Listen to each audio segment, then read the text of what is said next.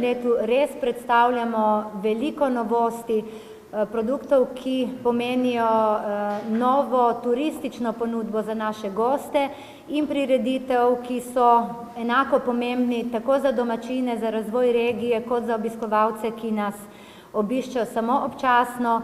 Brda so že zelo znana po odličnih vrhunskih vinih. Vina brez prave kulinarike pa seveda tudi niso tisto, kar bi lahko bila, tako da se nam zdi to zelo pomembno in ta kombinacija pač s kulinariko je nekaj odličnega in to sigurno privablja ljudi.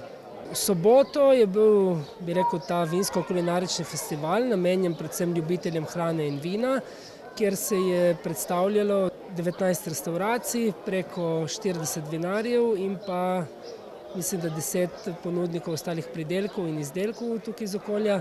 Tako da vsega skupaj je bilo kar preko 60 ponudnikov. Današnji dan nedeljski je pa namenjen, bi rekel, bolj širši publiki.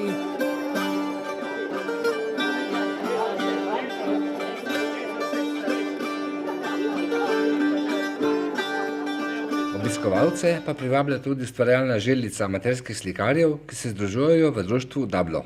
Ja, danes smo bili tukaj že ob 10. uri in smo ustvarjali v smislu extempore, to pomeni, da pridemo zjutraj, ustvarimo eno likovno delo in ob 4 je že otvoritev razstave. Prišli so vsi tisti, ki bi radi postali člani Dabla in mimoidočim pa tudi zanima, kako slika sploh nastane. Kot rečeno, z udeležbo smo zadovoljni, predvsem smo pa tudi zadovoljni z obiskovalci, ki pač cenijo to našo ponudbo in to se kaže pač na obrazih ljudi. Na pragu zrelih let, najlepši cvet.